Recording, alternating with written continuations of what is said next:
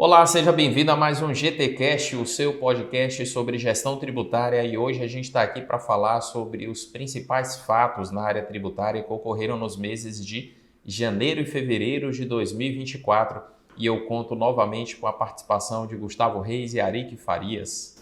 Olá, Alexandre. Olá, Arik. Um prazer estar aqui com vocês para discutirmos essa pauta e, apesar da voz um pouco comprometida, estamos firmes e fortes aqui para mais um programa. Muito bom dia, Gustavo, Alexandre. Olá a todos. Mais uma vez um prazer compor essa bancada. Excelente, e a gente vai falar desse início de ano de 2024 muito movimentado, com várias notícias, com várias decisões interessantes, várias normas legais também, que são uma novidade que a gente vai comentar, mas a gente vai começar, como sempre, com aquele giro de notícias. E eu passo a palavra para você, Arik, para trazer os principais destaques desses 2 primeiros meses do ano. Exatamente, Alexandre. A primeira notícia de hoje trata da criação de grupos técnicos pelo governo federal para regulamentar a reforma tributária passada pelo Congresso Nacional. Olha, nós já comentamos, inclusive, em outros programas que, apesar do burburinho quanto à reforma tributária, só com a publicação de leis é que nós saberíamos exatamente os contornos dessa reforma. E parece que o governo está se movimentando com a criação desses grupos para discutir esses temas. A alíquota, concessão de alguma imunidade, alguma outra questão técnica necessária, inclusive para a elaboração desses projetos de lei que vão trazer o corpo dessa reforma tributária. Inclusive, esse grupo técnico de assessoramento técnico lá, criado através de uma portaria do Ministério da Fazenda, e é uma etapa necessária, inclusive, para subsidiar o Congresso Nacional, porque o Congresso Nacional é que vai aprovar as leis que vão regulamentar essa reforma. Agora, sabe o que eu estou achando interessante? Eu tenho visto vários conteúdos por aí falando de reforma tributária e, às vezes, até gente que não é da área tributária. Às vezes é um influencer da área financeira, uma pessoa que de alguma maneira ali se mete a falar do assunto e às vezes atua como o papagaio de pirata, que a gente chama, né? Fica repetindo aquilo que se ouve por aí. E aí recentemente eu vi um vídeo que um desses influencers aí estava falando que vai haver um aumento da carga tributária na fase do consumo e que isso vai pesar muito sobre o setor de serviço. Até aí o que ele estava falando não estava errado não. Mas eu achei interessante que ele disse que isso vai envolver um aumento do imposto de renda para esse setor de serviços. E aí eu fiquei me perguntando, a emenda da reforma tributária mexeu no imposto de renda? Inclusive, quando a gente vai ver aqui, o grupo que foi criado de assessoramento técnico foi o assessoramento técnico para a implantação da reforma tributária sobre o consumo. Por quê? Porque no Congresso Nacional, a emenda constitucional que passou não tratou de tributação da renda, não tratou de tributação previdenciária, que continua tudo como antes, e o governo apenas sinaliza o desejo de que ele quer também reformar essas outras partes, vamos dizer, do nosso sistema tributário. Mas tem muita coisa por aí que está se falando que é simples especulação. Ou especulação porque as leis complementares sequer foram submetidas ao exame do Congresso, seja especulação porque sequer a reforma tributária alcançou determinados tributos. Exatamente, há muito terrorismo e futurologia acontecendo aí nesse momento. Exatamente, muita futurologia, muita gente falando daquilo que houve por aí e de fato a gente espera, principalmente no setor de serviço, que tem um aumento substancial da carga tributária, pelo desenho ali geral que a gente vê, mas dizer que isso é fato concreto, recentemente eu até comentei uma notícia que saiu na Folha, falando que o setor de saneamento passaria a ter uma alíquota de X% no novo IVA.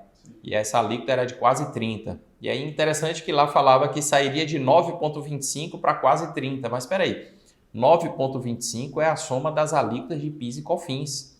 Quando a gente fala de IVA, a gente está falando do IVA dual, ele vai abranger PIS e COFINS na parte chamada de CBS, mas na outra parte vai consolidar ICMS, IPI, ISS.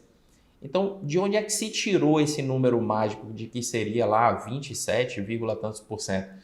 Quer dizer, muita especulação, muita coisa está sendo dita por aí, sem uma consistência técnica. Por quê? Porque depende de fatos ainda acontecerem, principalmente a aprovação dessas regulamentações. E agora a notícia sobre o ISS. Há um projeto de lei apresentado pela senadora professora Dorinha Seabra, do Tocantins, que trata da vedação à cobrança de ISS sobre honorários de sucumbência. É um tema aí quente.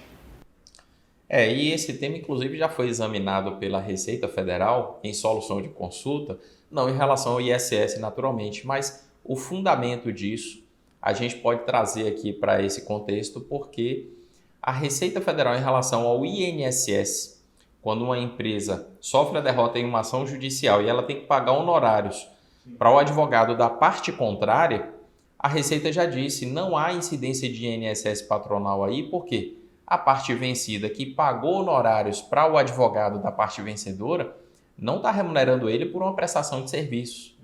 E aí vem o ISS, que tem como pressuposto para sua incidência prestação de serviço, que pressupõe o quê? Um contrato. E se nos honorários de sucumbência quem paga não está contratando quem recebe, realmente não é hipótese de incidência do ISS. Inclusive, a gente entende que para as empresas do Simples Nacional, esse raciocínio vale para todas as incidências consolidadas ali no DAS. Por quê?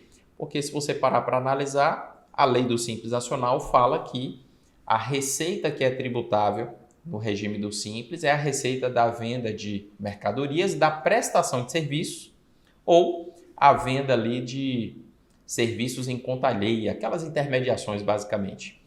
Resultado, esse fundamento aqui, eu penso que ele é juridicamente muito consistente, tem esses precedentes lá da Receita no contexto do INSS, e eu tenho lembrança da gente ter comentado alguns programas atrás sobre decisões em mandado de segurança ajuizado pela OAB, salvo engano, do estado de Mato Grosso do Sul, decisões já favoráveis no sentido dessa tese. Se isso vira lei, fica melhor ainda porque evita a necessidade de discussão judicial. E a próxima notícia diz respeito ao programa gerador da DCTF, que foi publicado pela Receita Federal, a nova versão.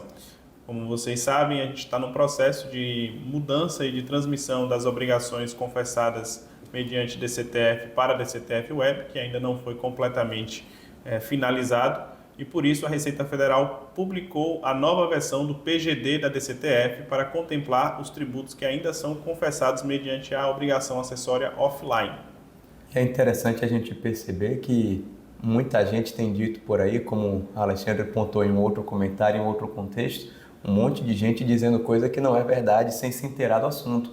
A DCTF Web não é a mesma declaração da DCTF que chamamos de convencional.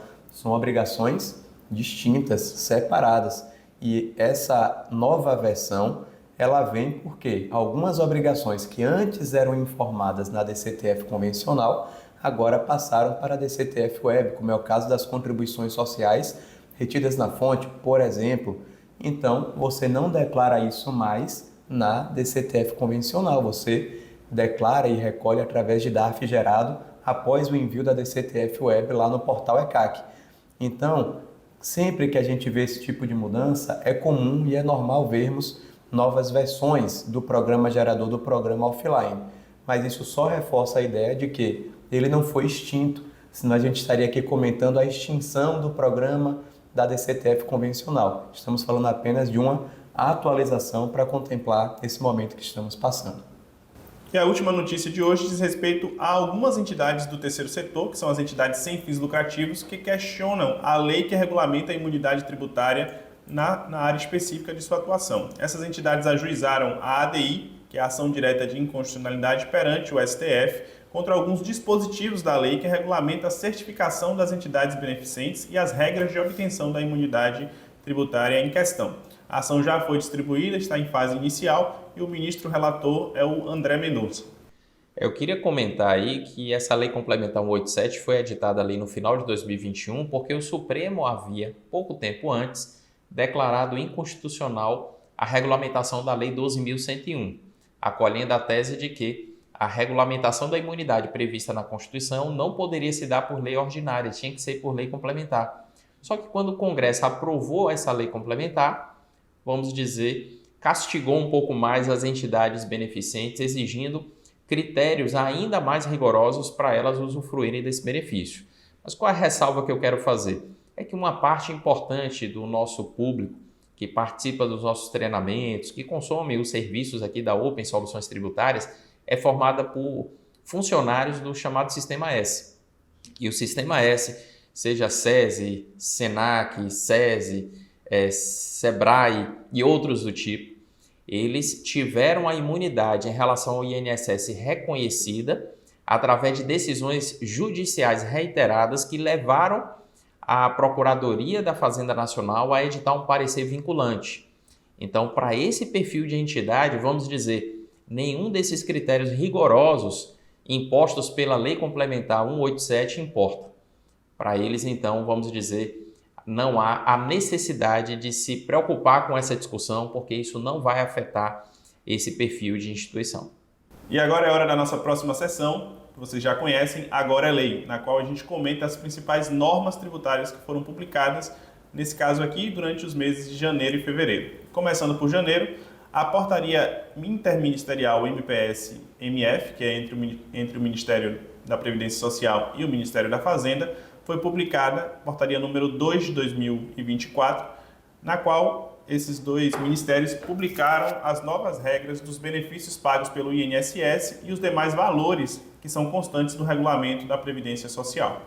Essa é aquela norma que a gente aguarda todo início de ano, onde a Receita, além de definir alguns aspectos, define o teto da Previdência para o ano. E a gente sabe que esse teto da Previdência não tem nenhum impacto, por exemplo, no recolhimento da cota patronal, que normalmente é de 20% e ela pode ser sobre qualquer valor. No entanto, é um impacto muito grande esse valor na retenção do INSS, porque a retenção não pode ser sobre uma base maior do que o teto. E para 2024 ficou estabelecido que o valor seria de R$ 7.786,02. Então, para esse ano, esse é o valor que temos do teto da Previdência. E só a título de curiosidade, porque aqui tem menos de conteúdo tributário e mais de um aspecto curioso para quem pretende se aposentar pelo INSS, lá em 2003, quando a gente teve a aprovação da primeira reforma previdenciária na Constituição, foi fixado que o limite máximo do salário de contribuição, que é também o limite máximo de benefícios que o INSS paga de aposentadoria, seria R$ 2.400. E na ocasião, o salário mínimo era R$ 240, ou seja, ficou fixado que o limite máximo seria o equivalente a 10 salários mínimos. Então, quem se aposentou naquela época pelo teto se aposentou com 10 salários mínimos. À medida que os anos foram passando, o limite máximo vem sofrendo um reajuste diferente daquele que se aplica ao limite mínimo. E quando isso acontece, a gente vai tendo um número menor de salários mínimos como fixado como teto. Então, nesse ano, depois do reajuste que a gente viu, quem se aposenta pelo teto em número de salários mínimos vai ganhar apenas o equivalente a 5,5 salários mínimos. Então, 20 anos depois, praticamente a gente teve uma defasagem de 50%, não no valor do teto, mas no número de salários mínimos, que para muitos cidadãos deveria ser o critério a ser adotado pela Previdência para pagar seus benefícios, mas não é dessa forma. E a Receita publicou também a Portaria Normativa MF número 14 de janeiro de 2024, de 5 de janeiro de 2024, estabelecendo limites para a utilização de créditos decorrentes de decisão judicial transitada em julgado em compensação de tributos administrados pela própria Receita Federal. Aqui eu tenho dois comentários a fazer. O primeiro é que essa norma ela não se aplica para todo mundo. O valor mínimo de crédito que ela regulamenta é de 10 milhões. Não é todo contribuinte, não é toda empresa que vai ter um crédito nesse montante ali decorrente de decisão judicial transitada em julgado. Então, a gente vê uma notícia de uma norma como essa e normalmente aquelas frases bombásticas, né? A Receita limita a forma de utilização de crédito e não é bem assim, não é todo e qualquer crédito. E a segunda observação está ligada à primeira, que diz respeito ao porquê da Receita ter publicado uma norma como essa, ao meu ver, para diminuir o rombo, entre aspas, se a gente pode dizer dela.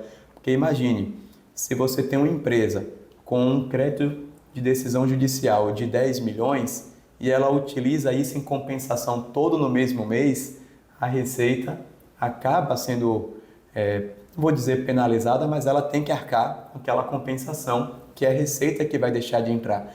Então ela acaba estabelecendo, olha, para quem tem essa faixa de crédito, você tem que compensar pelo menos em 12 meses. Sim. Você não pode utilizar todo esse crédito em compensação no mesmo mês.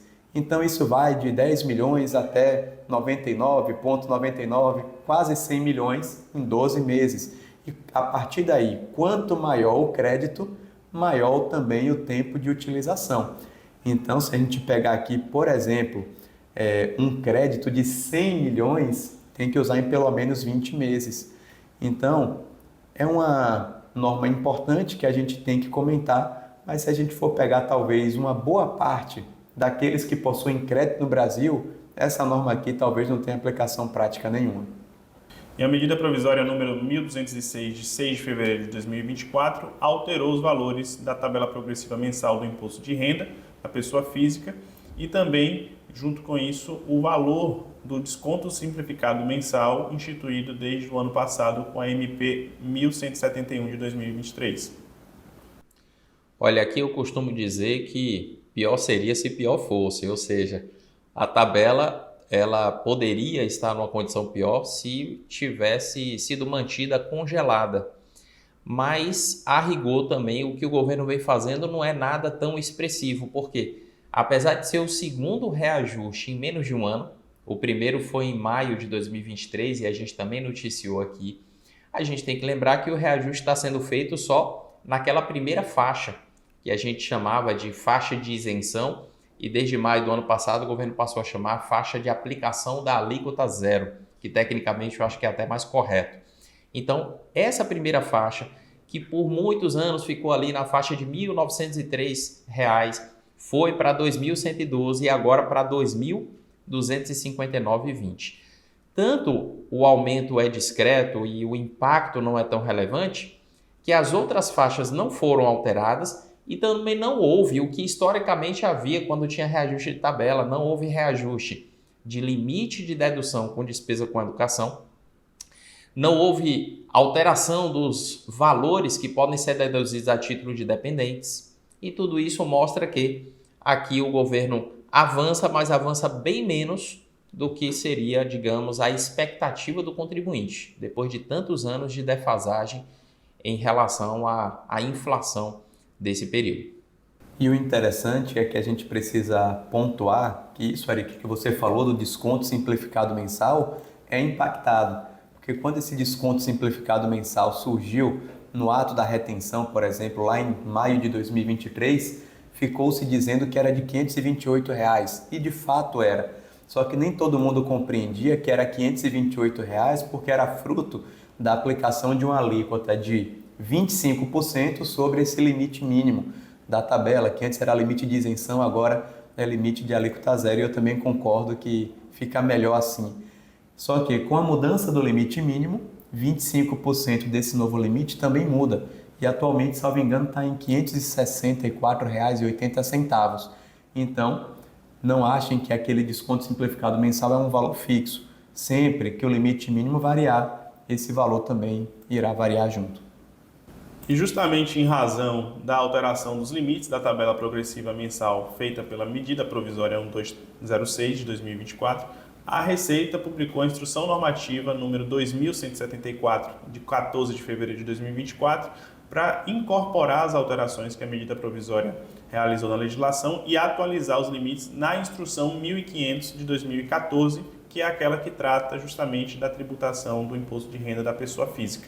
E aqui a gente mais uma vez aproveita para tirar o chapéu e parabenizar a Receita Federal, porque a gente muito comumente critica algumas decisões, alguns atos publicados por ela, mas em relação à IN 1500, que foi publicada em 2014, ela consolidou uma imensidão de regras legais que estavam espalhadas em muitas normas diferentes. E na medida em que ela consolidou ali na IN 1500, para a gente que lida com legislação tributária de incidência de imposto de renda na pessoa física, ficou muito mais fácil entender o que é devido e o que não é em relação a esse tributo. E de lá para cá, ela vem sistematicamente atualizando a IN 1500. E é por isso que aqui a gente faz esse registro e esse elogio à Receita Federal. O zelo que ela tem tido com a manutenção dessa IN atualizada traz um benefício muito grande, principalmente para os profissionais que lidam com a matéria. E um outro detalhe que lá dentro dessa instrução normativa, você vê também já o cálculo do valor anual. E isso acaba ajudando muito os contribuintes a enxergar aquilo que tem que ser declarado e aquilo que não tem. Ou seja, em janeiro a gente teve um limite de faixa de alíquota zero e a partir de fevereiro tem um outro limite. E no ano, qual é o montante total que vai cair na faixa de tributação ali de 7,5%? E isso fica claro na IN, diferentemente da medida provisória que não traz esse cálculo completo. E no fim do ano passado, o governo federal havia publicado a medida provisória número 1202 de 2023, que causou um estardalhaço porque iria revogar a CPRB, a desoneração da folha de salários. E agora, em fevereiro, o governo deu um passo atrás e publicou a medida provisória número 1208 de 2024. Gustavo, você pode comentar um pouco dessa notícia e nos falar o que foi que o governo decidiu? Olha, é interessante a gente pontuar primeiro, Ari, que foi uma medida provisória que foi um choque, não só pelo que ela estava propondo, mas pelo que ela estava propondo após uma briga lá no Legislativo para derrubar um veto, prorrogar até 2027 a CPRB. Ou seja, você vê isso acontecendo, o legislador conseguindo aprovar a prorrogação para pouquíssimo tempo depois, uma medida provisória ser publicada revogando a CPRB. Óbvio, tem outras revogações ali dentro daquela medida provisória, a gente já comentou em outro programa. O detalhe aqui é que a pressão foi grande e o governo deu um passo para trás e revogou a revogação, se assim a gente pode dizer, da CPRB. Então, esses 17 setores da economia, salvo engano, que eram alcançados pela desoneração, vão continuar podendo se beneficiar. Essa medida aí, então, ela foi, ao meu ver, muito positiva. Eu até digo que, na minha visão, essa revogação da revogação faz parte do jogo de xadrez que o governo joga com o Congresso. Porque na medida em que o Congresso derruba o veto do presidente e prorroga a desoneração, isso tem um impacto fiscal muito relevante. Aí o executivo edita uma medida provisória como quem está dizendo assim, olha, eu quero ainda conversar mais sobre isso, não é o capítulo final. E aí provoca o Congresso para que o Congresso venha discutir, analisar o impacto fiscal disso e talvez até aprovar outras medidas alternativas, que eu acredito que é o que vai acabar acontecendo aqui. Então, o próprio executivo recuou, revogou a revogação, mas nesse diálogo com o Congresso acerca da impertinência, vamos dizer assim, dessa medida provisória, surge espaço para o governo dizer, olha, agora me ajude aqui em outra demanda, porque o rombo fiscal, como o Gustavo comentou agora há pouco, é expressivo. E se o governo não trabalhar essas questões, ele vai ter provavelmente outros problemas de natureza fiscal que vão redundar em dificuldades, inclusive, para a economia. E aqui, Alexandre e Gustavo, fica só uma reflexão.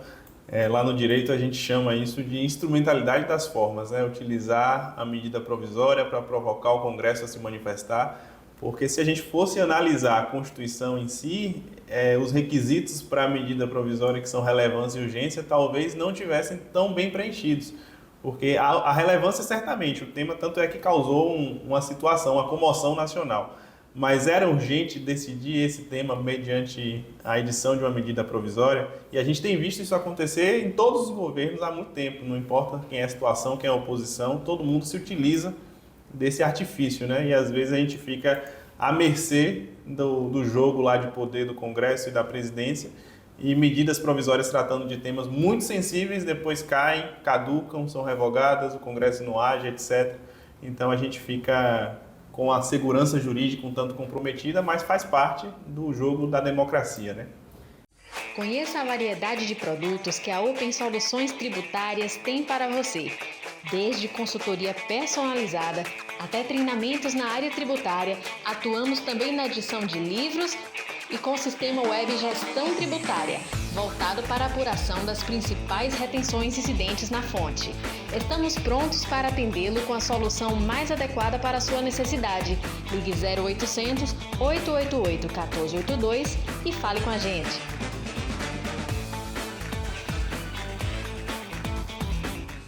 E agora nós estamos de olho nos tribunais. Essa é a seção do nosso podcast em que a gente comenta as principais decisões judiciais e administrativas em matéria tributária. A primeira delas é a de que o STF manteve a imunidade tributária da Celepar, que é a Companhia de Tecnologia da Informação e Comunicação do Paraná. O Supremo decidiu que a Celepar não é obrigada a recolher impostos federais sobre patrimônio, renda ou serviços, reconhecendo que a imunidade tributária estabelecida na Constituição, chamada imunidade recíproca, também incide sobre esta companhia. Olha, é interessante a gente perceber que essa imunidade chamada recíproca, que consta lá do artigo 150 da Constituição, ela se refere a órgão, autarquia e fundação. Mas nós começamos a ver de algum tempo para cá algumas empresas públicas e sociedades de economia mista indo para o judiciário pleitear que deveriam receber o mesmo tratamento, apesar de não serem órgão, autarquia ou fundação. Um caso emblemático, não sei se todos lembram, é o dos Correios. Os Correios pleitearam isso e ganharam a decisão no STF no que diz respeito ao ISS, inclusive sobre todos os serviços por ele prestados. E a gente começou a ver que não só os Correios, mas outras empresas começaram também a pleitear o mesmo direito e as decisões começaram a ser positivas. O fato é que, resumindo a história, há algum tempo atrás nós tivemos tanto manifestação da Receita Federal do Brasil em solução de consulta COSIT, quanto manifestação da Procuradoria-Geral da Fazenda Nacional em um parecer também com efeito vinculante, dizendo que essas empresas públicas e sociedades de economia mista teriam esse direito desde que cumprissem alguns requisitos. É meio que jogando a toalha e falando assim, não precisam mais entrar com o processo. Se esses requisitos estiverem cumpridos, vocês vão ter o direito a essa imunidade. E quais são os requisitos? Primeiro, tem que ser um serviço público essencial, não pode ter distribuição de lucro entre os acionistas e não pode atrapalhar o ambiente concorrencial. Esses são os 3 requisitos. Aí alguém poderia perguntar, mas na prática, como é que você prova isso? Em alguns casos, a confirmação desse direito vai ter que ser via processo, ou seja, o direito está garantido, mas tem que ter a comprovação de que esses 3 requisitos estão presentes para que se possa. E no caso aqui dessa companhia, foi concedido esse direito de estar dentro da chamada imunidade recíproca. No caso dos Correios, foi até um pouco mais fácil, porque eles já tinham uma decisão do STF que concedia o direito quanto ao ISS, porque ele preenchia esses requisitos. Então, hoje, quando nos perguntam quanto a essa imunidade dos Correios, quanto ao imposto de renda, a gente já disse que tem, porque a gente sabe que é um serviço público essencial e todos os outros requisitos estão presentes também. E me parece que a tendência é que decisões como essa sejam cada vez mais presentes por conta desse cenário que estamos hoje. E agora a gente passa para tratar sobre as decisões liminares que excluem crédito presumido de ICMS da base do PIS e da COFINS e do Imposto de Renda e da CSLL. Esse é um assunto que vira e mexe a gente trata aqui no podcast e a Justiça Federal de São Paulo e do Distrito Federal determinou em alguns processos em decisões liminares, ou seja, são decisões que não possuem caráter finalístico, eles não transitaram em julgado ainda, mas já são indicativos do entendimento desses tribunais que é sim possível a exclusão dos créditos presumidos de ICMS da base de cálculo do PIS, da COFINS, do Imposto de Renda e da CSLL. Olha, essa matéria está rendendo tanta discussão que eu tenho visto, inclusive, profissionais da área tributária, da área contábil, discutindo até aspectos conceituais em relação ao que é a subvenção para investimento e qual deveria ser o tratamento à luz da jurisprudência e à luz dessa nova legislação que a gente já noticiou aqui. Mas em síntese, principalmente para aqueles que acompanham o nosso trabalho e querem entender um pouco melhor, aqui a gente está falando de uma discussão que envolve o seguinte caso. Imagina que uma empresa vai se instalar em determinado estado e aquele estado, como uma maneira de atrair o investimento, diz que a empresa, ao invés de pagar 10, vai pagar 2 de ICMS. A dúvida é, essa diferença de 8%, que é uma redução dada no recolhimento do imposto estadual, é uma renda sujeita à incidência do IRPJ e da CSLL? É receita para efeito de incidência de PIS e COFINS? E aí veja, num país em que se tributa tributo, o que a gente está discutindo aqui é se o tributo que deixou de ser recolhido é receita e renda passiva de tributação. Eu digo que num país civilizado, do ponto de vista tributário, essa discussão nem seria colocada sobre a mesa, de tão absurda que é a discussão. Mas o fato é que o governo federal conseguiu, com a aprovação da Lei 14.789, agora no finalzinho do ano, conseguiu um avanço muito importante. Isso vai ter um impacto muito grande no caixa do governo federal. Agora, as liminares que a gente está noticiando aqui já indicam que a briga não está encerrada, as empresas vão continuar batalhando para convencer o judiciário de que, inclusive, essa própria lei ela padece de inconstitucionalidade. E agora, tratando de controle de constitucionalidade, na mesma linha do assunto anterior, os ministros do STF estão, na verdade, julgando o desembargo de declaração do município de Barueri, em São Paulo, contra a decisão na ADPF 189. A ADPF é aquela chamada arguição de descumprimento de preceito fundamental, que é um processo no STF que visa preservar a Constituição Federal em face de atos emitidos pelo poder público. E a decisão na ADPF havia considerado inconstitucional a redução da base de cálculo do ISS cobrado na cidade. O placar nos embargos de declaração ainda está em 1-0, ou seja, apenas o relator já se pronunciou, o ministro Edson Fachin, e até o momento ele atende o pedido do município para que a decisão que recompôs a base de cálculo do tributo ela tenha efeitos retroativos e volte aí até 15 de dezembro de 2015. Olha, a discussão nessa DPF, ela envolve um benefício fiscal que lá em Barueri era admitido para várias atividades, envolvendo redução de base de cálculo de ISS, admitindo a exclusão de parcelas que não estão previstas na lei complementar, especialmente na 116 de 2003. Só que aqui me preocupa que na hora de aplicar esse entendimento na prática, haja um equívoco grande entre o que foi decidido e o que está lá na lei complementar 116 como hipótese de exclusão de base de cálculo e aquilo que envolve aspectos conceituais muito comumente interpretados de maneira equivocada. E aí vamos pensar, uma empresa que é um grande marketplace, que se estabelece em Barueri, como vários famosos foram para lá, e fazem intermediação de negócios, essas empresas têm direito de excluir da base do ISS, ou melhor, de não considerar como remuneração por serviços prestados, aquilo que é repassado para os respectivos contratados, porque a atividade desse marketplace é uma atividade de intermediação. E somente a parcela que fica com ele como intermediário da operação é que deve ser considerado como receita. Qual é o meu receio, a minha preocupação? Que na hora de interpretar o que o STF decidiu, Barueri conclua que não é possível uma empresa de marketplace excluir a parcela que ela repassa para terceiro. E isso porque a gente tem ouvido notícias de que alguns marketplaces que estavam sediados lá em Barueri já estão mudando a sua sede para outros municípios. E eu pergunto, estão mudando em função disso?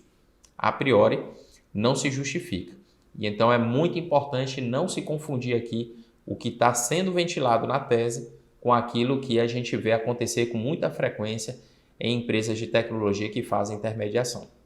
E por fim, a ClickBus ganhou na justiça a manutenção dos benefícios do PES. Vocês sabem que o PES é aquele programa emergencial de retomada do segmento aí do setor de eventos, que foi publicado ainda no governo Bolsonaro para tentar ajudar o segmento de eventos a se recuperar dos efeitos da pandemia do Covid-19. E desde o início do governo Lula tem se tentado restringir a aplicação desse benefício.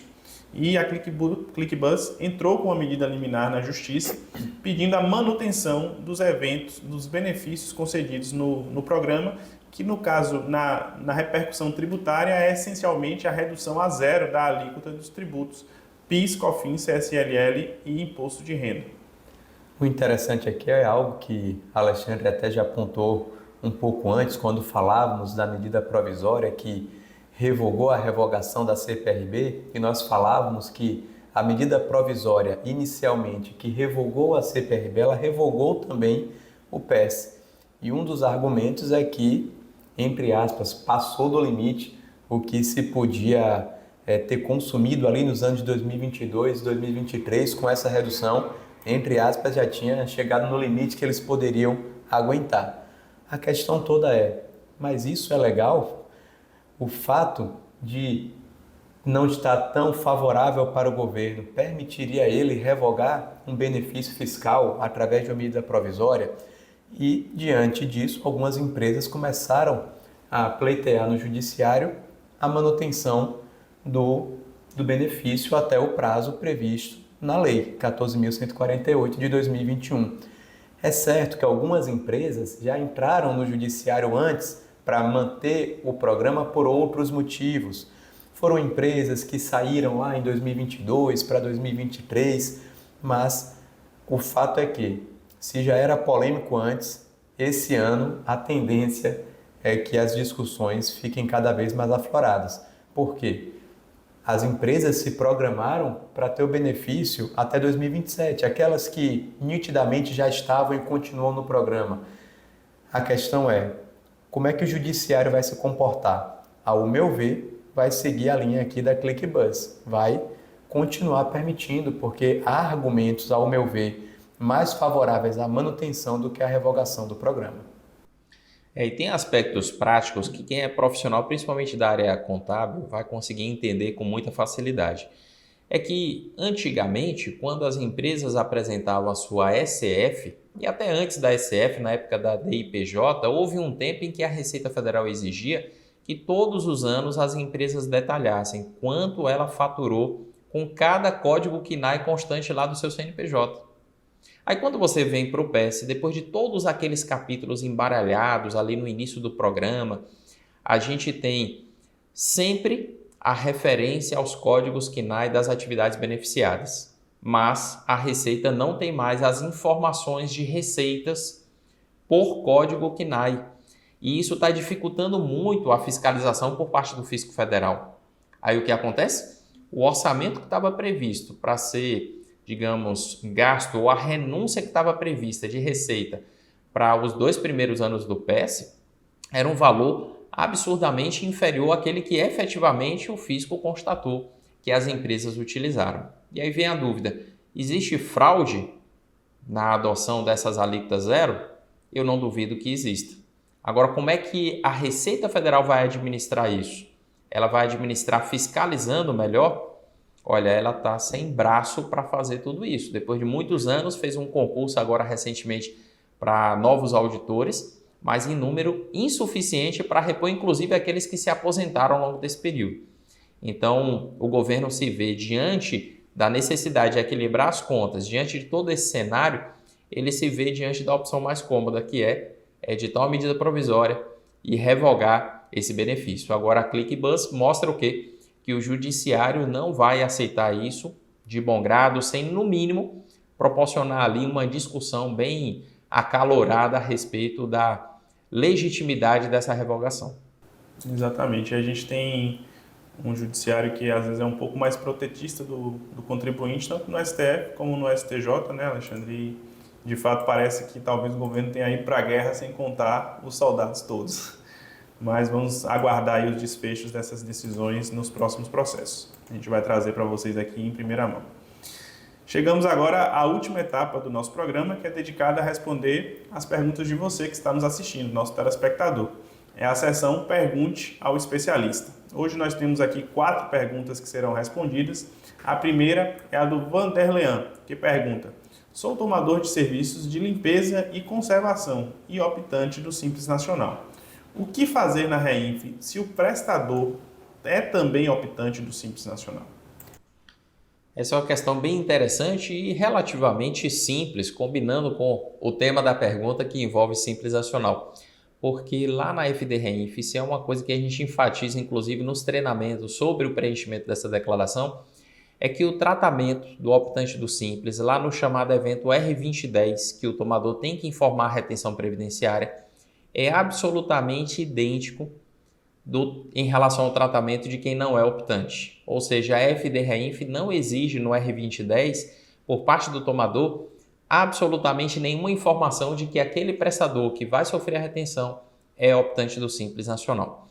E isso por quê? Porque do ponto de vista da legislação, especialmente lá da IN 2110, o optante do Simples está sujeito à retenção normalmente quando ele presta serviços de limpeza e conservação, dentre outros previstos lá na legislação.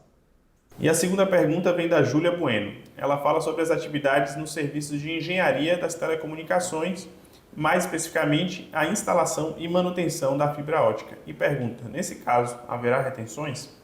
Júlia, excelente pergunta, e a gente precisa lembrar que a instalação e manutenção de fibra ótica para fins de retenção do INSS é tratado como serviço de construção civil. Então, de uma forma geral, os tomadores devem reter o INSS nesse tipo de operação. Quando falamos do imposto sobre serviços, a instalação de fibra ótica, por exemplo, vai estar lá no subitem 7.02, também como atividade de construção civil, e de uma forma geral a retenção ela será devida. Agora, quando falamos do imposto de renda e contribuições sociais, a gente, para poder dizer se a retenção é devida ou não, a gente precisa saber qual é o perfil do tomador, porque as regras de retenção vão variar. Por exemplo, na contratação da instalação de fibra ótica por um órgão público, aplica-se o que está na IN 1234 de 2012, no que diz respeito ao imposto de renda. Agora, para quem é empresa privada, que é tomadora, aí aplica o decreto 9.580 de 2018. Então, a gente tem essas variações. Para as entidades públicas, de uma forma geral, os órgãos, autarquias e fundações federais, eu poderia dizer que a retenção é devida nesse caso. Mas as atividades de construção civil, por exemplo, para aqueles que são empresas privadas, não tem que reter nas atividades de construção civil, salvo naquelas atividades de engenharia enquanto serviço profissional. Então, a gente teria que analisar todos esses aspectos para poder confirmar se a retenção do imposto de renda e contribuições sociais seriam devidas neste caso. E a Vanessa Bastos pergunta, professor, quando um escritório de contabilidade aloca empregados no cliente para o desenvolvimento de rotinas tributárias, fiscais e contábeis, está sujeito à retenção previdenciária? Essas atividades poderiam ser enquadradas como secretaria e expediente? Excelente pergunta, Vanessa, porque lá no livro Gestão Tributária de Contratos e Convênios, eu comento a respeito do item Secretaria e Expediente, que fala sobre a execução de rotinas administrativas. E eu, inclusive, uso muito esse exemplo. Eu falo, olha, a gente não pode interpretar aqui rotina administrativa de uma forma muito ampla, porque a atividade contábil, embora seja uma rotina, ela não se enquadra propriamente nesse conceito. As rotinas administrativas mencionadas nesse inciso lá do artigo 112 da IN 2110 são rotinas ligadas às atribuições e atividades típicas do setor de secretaria, do setor de expedição. Então a gente pode afirmar com absoluta certeza, apesar de nesse contexto o serviço de contabilidade ser executado com as características de uma cessão de mão de obra, a retenção previdenciária não é devida. Porque para que a retenção incida, não basta haver a cessão de mão de obra, é necessário que o serviço conste em um dos incisos da lista taxativa dos artigos 111 ou 112 da Instrução Normativa. E por fim, o Jocinei Costa pergunta, tem uma dúvida quanto ao pagamento de franquia de seguro. Devemos reter o imposto de renda? Quando contratamos, já retemos no pagamento do prêmio. Jocinei, essa sua pergunta é interessante e nós precisamos pontuar que o pagamento da franquia de seguro, quando ela é destinada exclusivamente a reparos necessários, indispensáveis ao bem que sofreu o sinistro, não estamos falando de um rendimento que consideramos tributável. Ele entra mais na categoria de um ressarcimento e por isso não haveria a retenção. Se nós tomássemos como base, por exemplo, a Instrução Normativa 1234 de 2012, e eu vou citar ela aqui porque ela possui um fato gerador da retenção do imposto de renda bastante amplo, maior do que aquele previsto no Decreto 9.580 de 2018, lá fala de retenção do IR em todo o pagamento pela prestação de serviços ou fornecimento de bens, para aqueles que são, obviamente, sujeitos a esse regramento. E nós podemos dizer que mesmo nessa norma, que tem um fato gerador bastante amplo, o ressarcimento não entra como hipótese de retenção, razão pela qual o pagamento da franquia de seguro veicular nessas características que eu pontuei aqui estaria fora do campo de incidência da retenção do imposto de renda. Pronto, pessoal, chegamos ao fim de mais um programa e a gente espera que todos vocês que nos assistiram tenham agregado um conhecimento valioso para continuar nesse desafio grande de lidar todos os dias com a legislação tributária brasileira, e a gente vem aqui cumprindo o nosso compromisso de lhe manter atualizado, trazendo essas informações que dizem respeito à temática.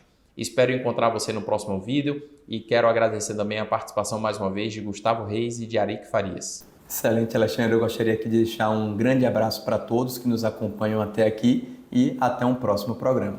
Igualmente. Até a próxima.